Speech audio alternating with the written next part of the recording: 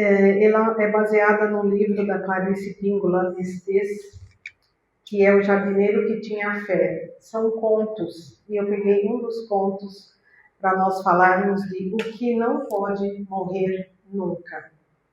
Esse livro relata histórias da família onde os mais velhos seguiam a tradição de fazer histórias. Então eles contavam histórias inventavam, na verdade, para os mais jovens e faziam com que os mais jovens também criassem as suas histórias. E é sobre uma delas que eu vou ler. Antes de começar, quem aqui já ouviu a frase "era uma vez"? Lembra alguma coisa? Lembra a infância, lembra a avó, a tia, o irmão, o pai, o colega, a professora. Então, quando tem a frase "era uma vez", a gente pode sentar, porque lá vem história. E é isso que nós vamos fazer hoje. Antes de começar a historinha, não existe nada que não tenha valor. Tudo pode ser usado para alguma coisa. No jardim de Deus, há uma utilidade para tudo e para todos. Eu comecei pelo fim, para emendar na história do Lauro. O que é que não pode morrer nunca? É aquela força de fé que já nasce dentro de nós, que é maior do que nós, que chama as novas sementes para os lugares áridos, maltratados, abertos, para que possamos nos ressemear. É essa força, na sua insistência, na sua lealdade a nós, no seu amor por nós, nos seus meios, na maioria das vezes misteriosos, que é maior, muito mais majestosa e muito mais antiga do que qualquer outra jamais conhecida. Então, sentem-se confortavelmente e vamos a Era uma vez. Há muito tempo, na época em que os bichos ainda falavam, e os humanos ainda conseguiam entender a língua dos animais. Um pinheirinho, que embora pequeno em estatura, era imenso em espírito. Ele vivia nas profundezas de uma floresta cercada de árvores muito maiores, muito mais majestosa e mais antigas do que qualquer árvore jamais conhecida até então. A cada inverno, pais e mães e seus filhos penetravam na floresta em velhos trenós de madeira. Com muita felicidade e animação, eles cortavam algumas das árvores, de tamanho médio, e as levavam embora. Os cavalos veneráveis que puxavam os trenós resfolegavam, e os sinos nos seus arreios retiniam. O riso das crianças e dos adultos ecoava pelo bosque inteiro. Ah, sim, o pinheirinho ouvira sussurros entre as árvores mais velhas, as que eram altas demais e grandes demais para serem derrubadas pelo machado e arrastadas dali. Ele ouvira a história de que as árvores cortadas eram levadas para um lugar maravilhoso chamado casa. Ali eram tratadas com o máximo de respeito, afagadas com muitas mãos e postas numa água que lhes aplacava a dor.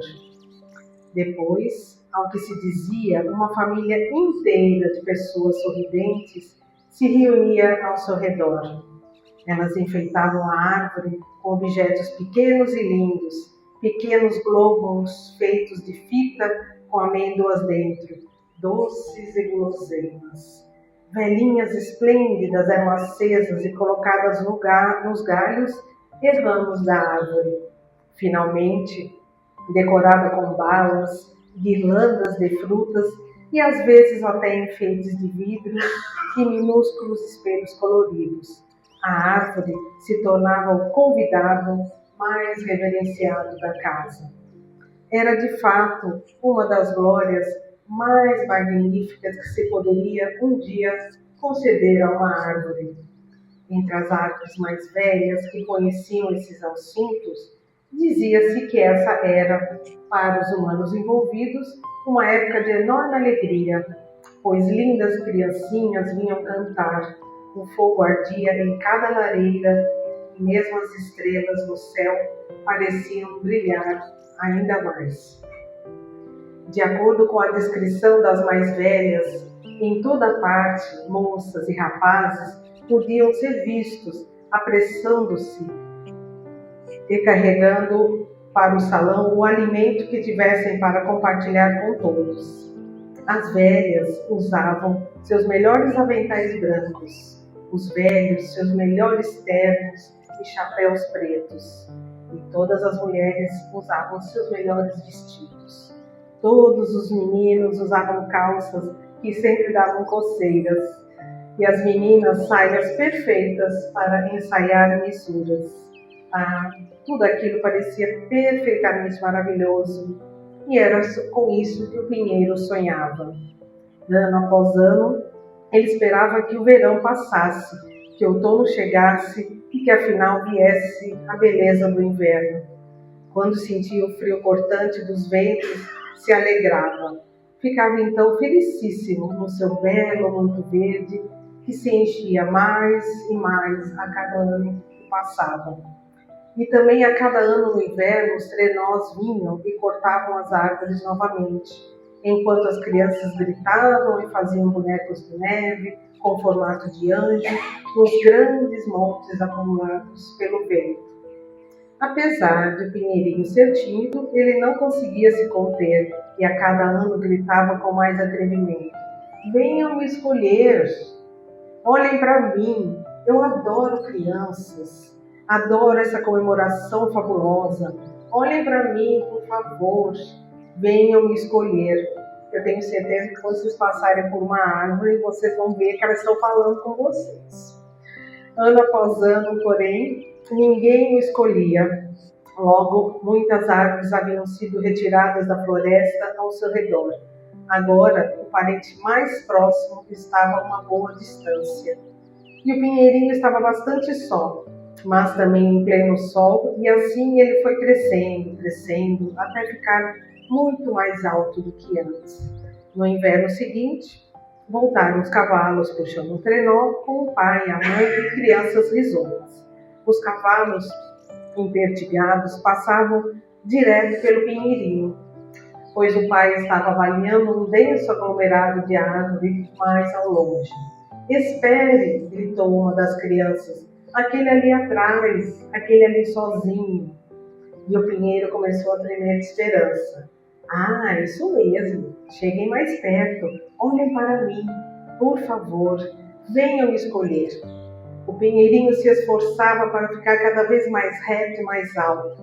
E a família deve ter ouvido o que ele dizia, pois o trenó parou, os cavalos deram meia volta e logo a família estava abrindo caminho na neve espessa para examinar a árvore. Olha, os galhos são cheios de vida!" exclamou uma das crianças, que tinha as bochechas perfeitamente rosadas.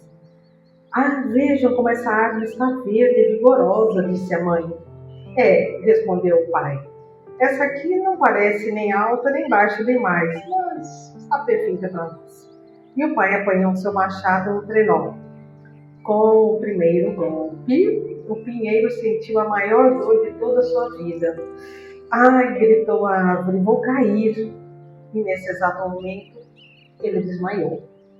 O machado continuou os golpes até que a árvore fosse separada da sua raiz, derramando grande quantidade de neve ao tombar. Muito mais tarde, o Pinheiro voltou a si no reboque que vinha dançando atrás do trenó. Tilintavam os sininhos nos arreios dos cavalos, e o Pinheiro ouvia a conversa e o riso das pessoas. A dor mais terrível parecia estar passando agora. Além disso, ele tinha uma vaga lembrança de que estavam indo a alguma parte, a algum lugar importante, lindo e maravilhoso, a um lugar que ele havia desejado ver todos os dias e todos os anos de sua vida passada. Afinal, quando ia escurecendo, o trenó com a família e a árvore no reboque estacionou diante de um chalé coberto de neve. Um velho e uma velha saíram pela neve adentro e se aproximaram do reboque, exclamando: "Que árvore linda, linda, tão alta e tão cheia, do tamanho exato, perfeita." "Ah", pensou o pinheiro, "como é bom ser bem-vindo. Eu me pergunto se esse não é o lugar onde alguns dos meus vieram ao longo dos anos. Espero voltar a vê-los em breve." Os velhos o tiraram do reboque com mãos cuidadosas. Eles o admiraram, o afagaram, virando de um lado e do outro. Mergulharam o tronco cortado da árvore num balde de água fresca que aliviou grande parte de sua dor. E quando apagaram os lampiões, o pinheiro, que amava a profunda escuridão da floresta, começou a amar também a escuridão daquela sala. Apesar de estar acostumado a ver o céu noturno inteiro, cheio de estrelas, e agora só enxergava um pedacinho do céu, através de uma pequena vidraça na janela. Havia uma estrela que cintilava mais do que as outras. Ao vê-la, o pinheiro pressentiu a promessa de que muito ainda estava por acontecer. Estava mesmo.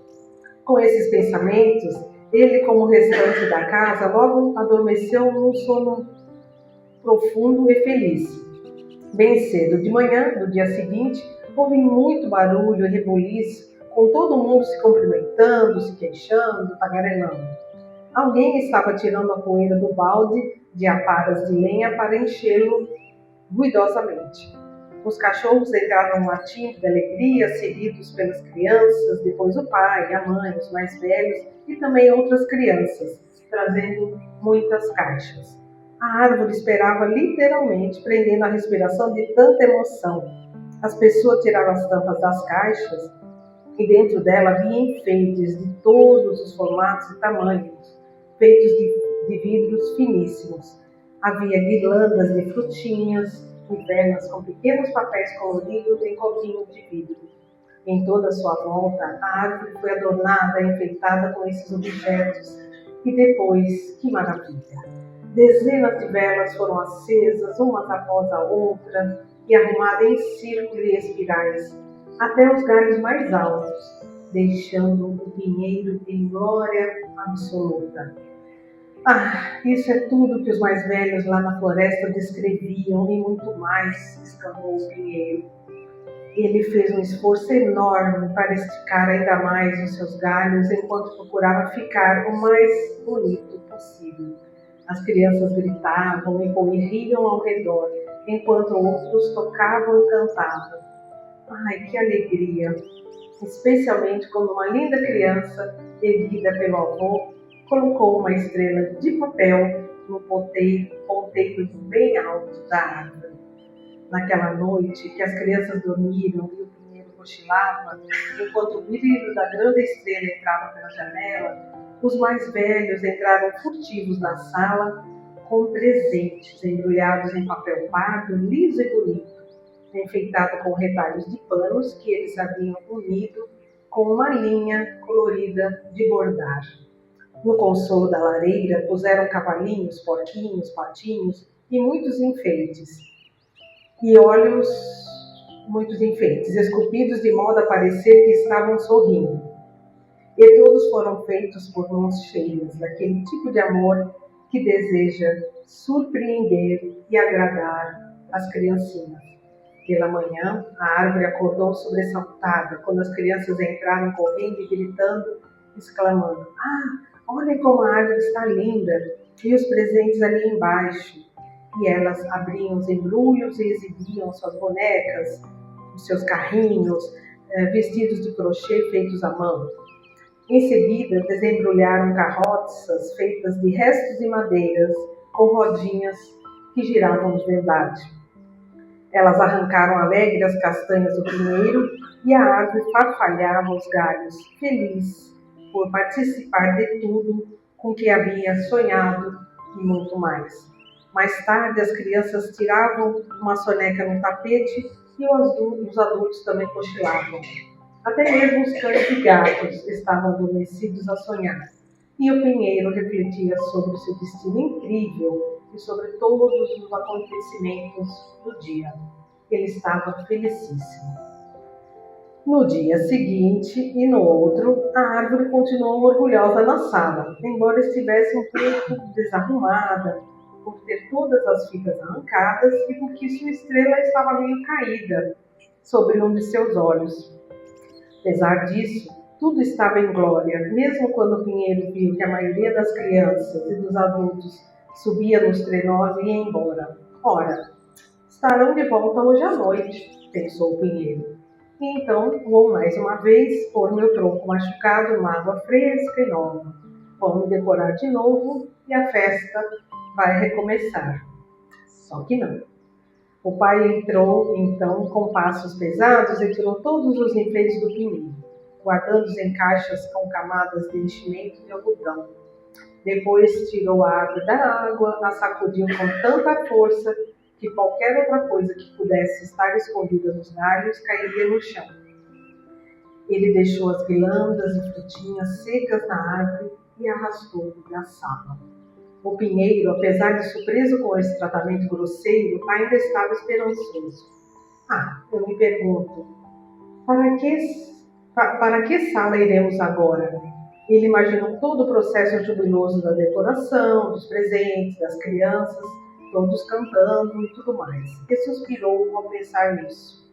O pai, no entanto, arrastou de maneira descuidada o pinheiro pela escada de madeira acima, que não parava de subir e cujos degraus iam se estreitando cada vez mais, quanto mais ele subia. E afinal, no patamar mais alto, o pai abriu uma pequena porta e, sem cerimônia, jogou a árvore lá dentro. A árvore exclamou alarmada no que lhe pareceu um grande grito. Que tipo de escuridão é essa? Mas a verdade é que ninguém parecia ouvir, pois o pai fechou a porta e desceu de volta à escada. Fazendo um parêntese, mesmo achando que estamos seguindo o mapa certo, Deus de repente resolve tirar a estrada do lugar, levando-nos para outro canto. Continuando.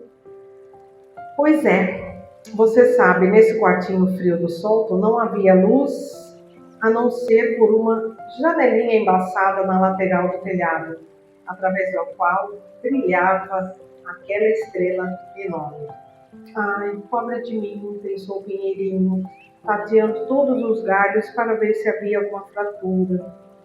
O que eu fiz para ser abandonado num lugar tão frio e solitário? Mas ninguém ouviu e ali o pinheiro ficou muitos dias e muitas noites. Certa noite, porém, com o canto do olho, o pinheiro viu 4 pontos vermelhos reluzentes. Eram os olhos de 2 ratinhos minúsculos que ocupavam as paredes do sótão. Disse-lhe em voz baixa. Meus senhores, sabem me dizer quando virão me buscar? Quando voltarei para a sala especial? O camundongo, de macacão e cachecol, começou a rir e gaguejar. Vir para levar você de volta para a sala especial? Mas o outro camundongo, de vestidinho e avental branco, cutucou o companheiro e falou com a árvore com gentileza. Querida árvore, ora, você teve uma vida boa, não teve? Tive, respondeu o pinheiro. Sei que você sentia ter nascido para essa vida, tanto que não desejava que ela mudasse. Mas, e nesse ponto, ele afagou a árvore. Todas as coisas, árvore querida, mesmo as boas, têm seu fim. Essa época precisa terminar, indagou o pinheiro. Sim, respondeu o camundongo, erguendo a mão e acariciando-a novamente. Essa época já terminou, mas agora começa um tempo diferente. Uma nova vida, um tipo de vida diferente, sempre se segue à antiga. Vocês vão ver. E os camundongos fizeram companhia à árvore a noite inteira, contaram história, cantaram músicas. O pinheiro perguntou se os camundongos não gostariam de subir nos seus galhos para se aquecer, e eles disseram que sim e subiram.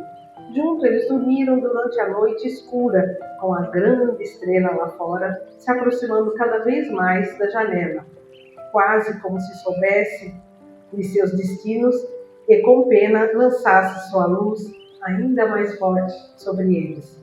Pela manhã, o pinheiro e os camundongos foram despertados abruptamente pelo ruído dos passos da escada, e o casal de camundongos saltou dos galhos do pinheiro. Adeus, querido amigo. Lembre-se de nós, como nós nos lembraremos de você e da sua bondade. E os camundongos correram para a fresta na parede. E eu de vocês, exclamou a árvore. Eu me lembrarei de vocês. Quem será que chegou com os passos pesados lá, né? A porta do sótão foi aberta com violência e o pai, usando um gorro de lã e um sobretudo, agarrou o pinheiro e o arrastou pela longa escada abaixo, até o quintal. Ali deitou um pinheiro num toco velho e ergueu muito mais alto aquele abençoado machado enorme, que caiu na árvore com o mais terrível dos pesos, provocando os ruídos mais medonhos de madeira dilacerada.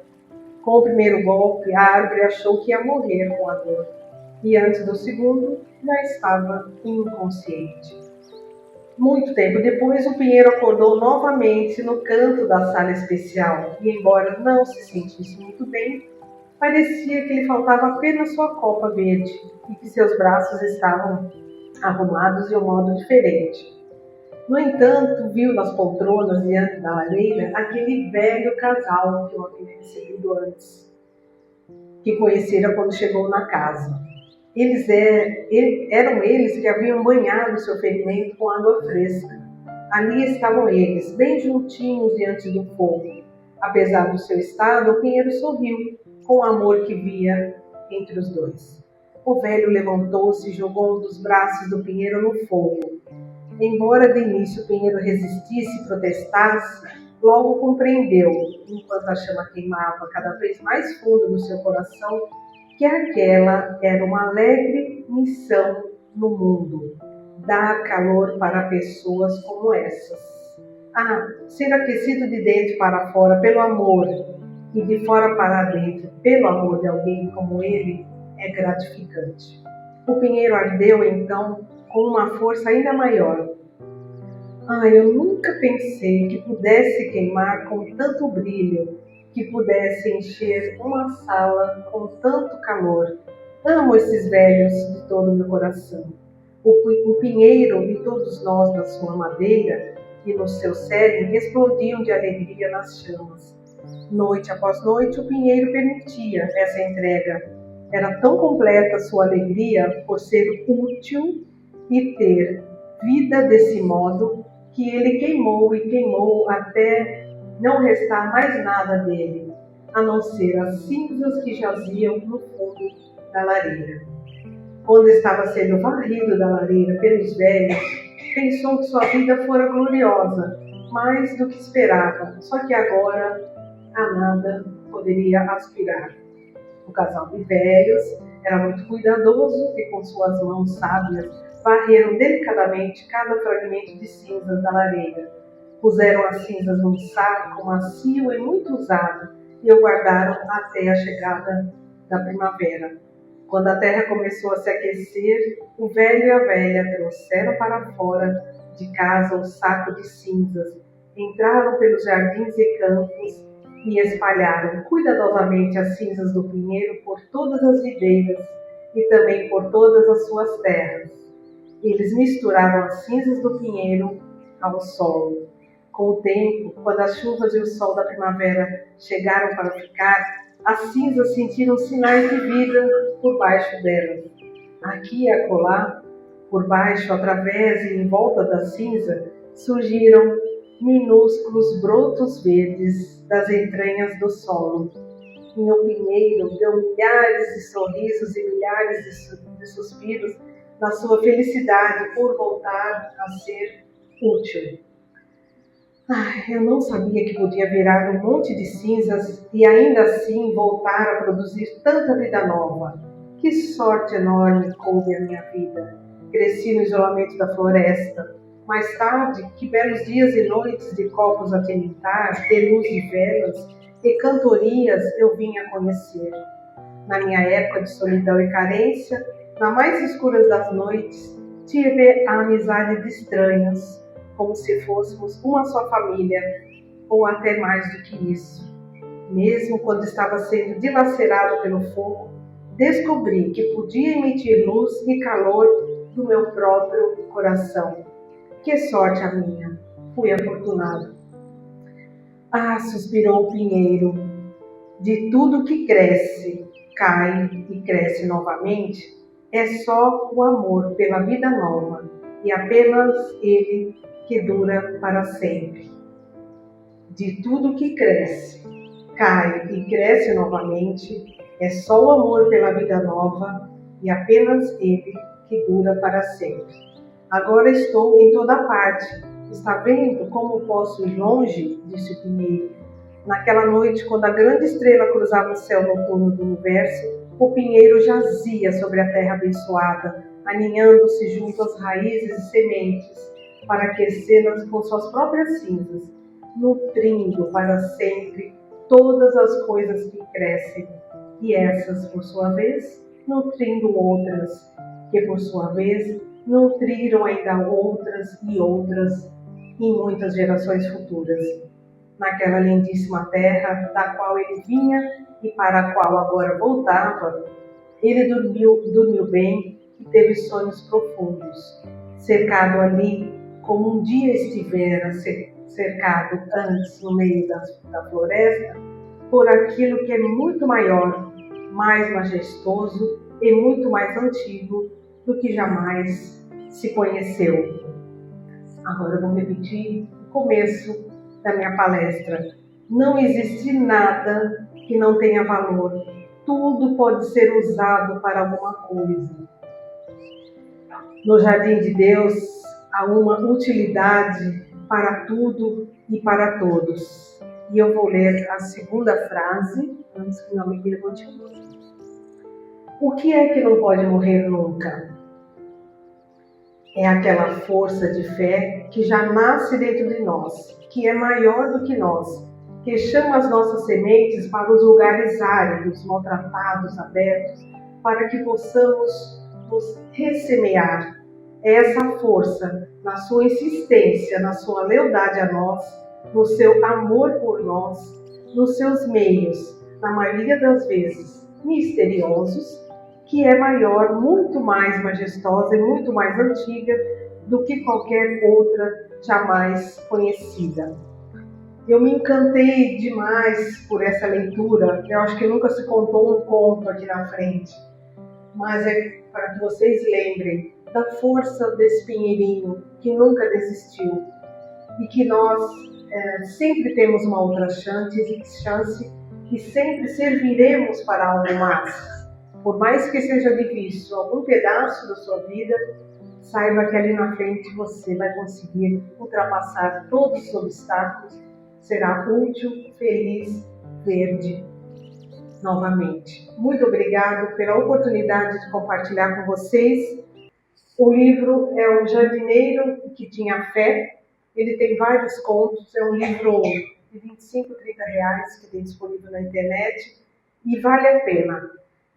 Para os adultos e para as crianças. Tem contos de um tio contando para a Clarice, é o tio da Clarissa que conta vários contos. E é emocionante. Muito obrigada pela oportunidade.